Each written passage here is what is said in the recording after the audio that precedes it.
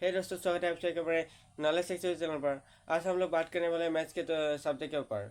मुझे पता है यार, तुम लोगों को जो मैथ्स है वो तो टफ लगती होगी, और जो तुम्हारी मैथ्स है वो सब्जेक्ट ही तुम्हारी 80-90% लोगों के साथ यही होता है कि वीक सब्जेक्ट हो जाता है उनका। यानी कि उनमें उन मैथ्स सब्जेक्ट में उनको आता ही नहीं है, मतलब मैथ्स सब्जेक्ट में उनको अच्छी मार्क्स आता ही नहीं है। इस सॉल्यूशन के बारे में हम बात करेंगे, और तुम्हारी जो मैथ्स में जो प्रॉब्लम आ रही है उनके बारे में बात करेंगे। तो चलिए फिर वीडियो की शुरुआत करते हैं।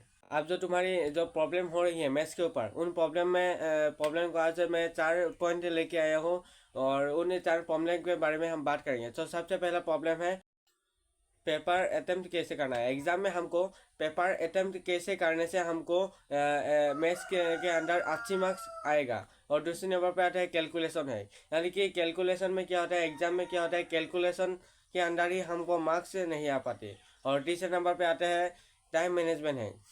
हमको मैथ्स के पेपर में तो टाइम ही मैनेज नहीं हो पाता एग्जाम में भी। और अगर हम जब सिले रूटीन बनाते हैं, दिन के रूटीन बनाते हैं, तब भी हमको मैथ्स के अंदर टाइम मैनेजमेंट ही नहीं हो पाता। और चौथी नंबर के ऊपर आता है पेपर प्रेजेंटेशन टिप, कि मैथ्स में भी ऐसा होता है कि एग्जाम में तुमको पेपर प्रेजेंटेशन अच्छा करना पड़ेगा। यही है पेपर प्रेजेंटेशन टिप्स, जो अच्छा करना पड़ेगा, क्या कैसे करना पड़ेगा। तो चलिए फिर एक एक करके हमको इनके बारे में बात करते हैं। मैंने एक पॉइंट दिया जो कि है रीडिंग टाइम। इन मैंने क्या करा, इन रीडिंग टाइम को मैंने 3 भागों में भाग किया। पहला है डॉट स्ट्रेटेजी, दूसरा है सोर्स क्वेश्चन, और तीसरा है सिलेक्टेड सेक्शन। तो इन जो मैंने पॉइंट दिया, उन तीनों के पॉइंट के बारे में बात करेंगे, और इससे तुम्हारी मैथ्स के अंदर मैथ्स के सब्जेक्ट के अंदर मार्क्स होगा, ये मेरी गारंटी है। तो चलिए फिर वीडियो की आगे बढ़ते हैं। सबसे पहले तो डॉट स्ट्रेटजी के बारे में।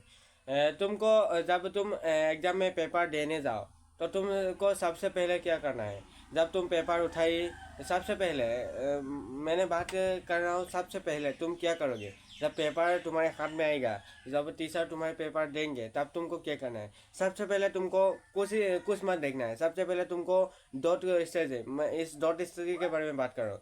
तो सबसे पहले तुमको ये करना है, सबसे पहले तुम पेपर पढ़ते गए, तब तुम क्या करोगे, जो तुम्हारी मैथ्स में जो तुम्हारी यूनिट है, यानी कि सेंटीमीटर किलोमीटर या फिर ऐसी जैसी यूनिट है, उन यूनिट को आप अंडरलाइन कर लो। पेपर में ही तुम उन यूनिट को अंडरलाइन कर लो। इससे क्या होगा, तुम्हारी जो एग्जाम में तुम यूनिट गलत करके आते हो, इससे तुमको तुम्हारे गलत करके आते हो, इससे तुम्हारी मार्क्स भी काटती है। ये प्रॉब्लम तो गायब हो जाएगा। और दूसरी नंबर पे आते हैं जो तुम यूनिट ही लिख के ना भूल जाते हो, ये भी तुम इस डॉट स्ट्रेटजी के या फिर अंडरलाइन स्ट्रेटजी से तुमको पता लग सकता है। तो सबसे पहले क्या करना है, हमको पेपर लेना, जो एग्जाम का पेपर है उनको लेना है, और पेपर में जो यूनिट दिख रहा है उन सब यूनिट को अंडरलाइन कर लो।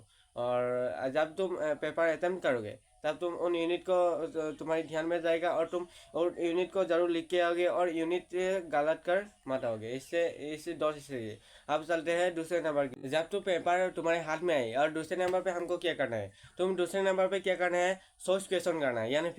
या फिर ये क्या सोर्स क्वेश्चन, मैं बताता हूँ कैसे इसको करना है। तो सबसे पहला तो आप अंडरलाइन या जो पहला मैंने पॉइंट बताया। दूसरे नंबर पे क्या करना है, पेपर आई तो तुमको क्या करना है, कुछ और वाले मैथ्स में कुछ और वाले क्वेश्चन आते हैं, यानी कि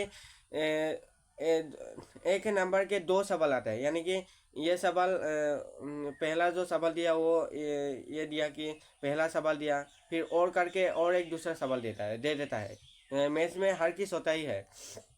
तो ये सवाल को क्या करना है, तुमको जो सवाल तुमको अच्छे से आता है वही सवाल को अटेम्प्ट करो। कि या तो आपको क्या होता है कि तुम ऐसे सवाल अटेम्प्ट करते हो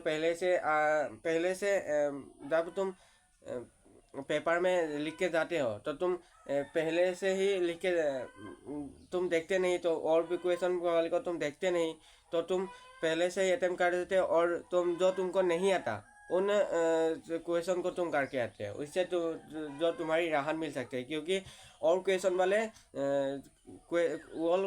वाले को तुम अब पॉइंट करके रखो, यानी कि उसको मतलब हाईलाइट करके रखो।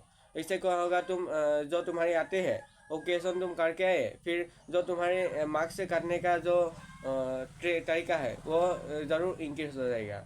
तो अब चलते हैं तीसरे नंबर के ऊपर, जो कि है एग्ज़ाम के दौरान। अब तुम्हारे ऐसा होता है कि तो कोई मैथ्स के पेपर में या फिर हर कोई एग्ज़ाम के सब्जेक्ट के एग्ज़ाम में क्या होता है कि ए बी या सी ऐसे सेक्शन हो जाते हैं। ए सेक्शन का ये 1 मार्क्स का क्वेश्चन आए, बी सेक्शन का कोई 2 4 या कुछ क्वेश्चन आए, और सी सेक्शन ऐसे अलग अलग सेक्शन होते हैं। तुमको कोई लोग कैसे ये क्या करते हैं, सबसे पहले बी सेक्शन को अटेम्प्ट करें और फिर सी सेक्शन को अटेम्प्ट करें, तब फिर ए सेक्शन को अटेम्प्ट करें। ऐसा मत करो। इससे क्या होगा, एग्जामिनर को देखने में दिक्कत आती है। तो इससे ही तुम्हारे जो उनका जो उनको जब देखने में दिक्कत आती है तो तुम्हारे ऊपर उस पेपर, तुम्हारी जो बुक के ऊपर यानी फिर तुम एग्जाम शीट के ऊपर वो ज़्यादा ध्यान नहीं देते। अब अगर तुम ए सेक्शन को पहले अटैम्प्ट करें, बी सेक्शन को दूसरे में अटैम्प्ट करें, सी सेक्शन को तीसरे में अटैम्प्ट करें, इससे तो तुम्हारी जो एग्ज़ाम में एग्जामिनर का कंसंट्रेशन भी आएगा, और जो तुम्हारी मार्क्स है वो ज़रूर 2 3 नंबर तो ज़रूर इंक्रीज होंगे। तो अब चलते हैं और नेक्स्ट टॉपिक के ऊपर, जो कि है कैलकुलेशन है। आप चलते हैं कैलकुलेशन है के ऊपर। मुझे पता है तो 90% लोगों के साथ यही होता है कि एग्ज़ाम में तुम कैलकुलेशन गलत करके आते हो। कैलकुलेशन गलत करने का गलत करने से सुधारने का कोई तरीका है तो मैं बताऊंगा। तो सबसे पहले तुम्हारे जो कैलकुलेशन गलत होते हैं, तुम क्या करते हो, जब तुम प्रैक्टिस करते हो, मैथ्स में प्रैक्टिस करते हो, तो तुम कैलकुलेशन ही पूरा नहीं करते यार।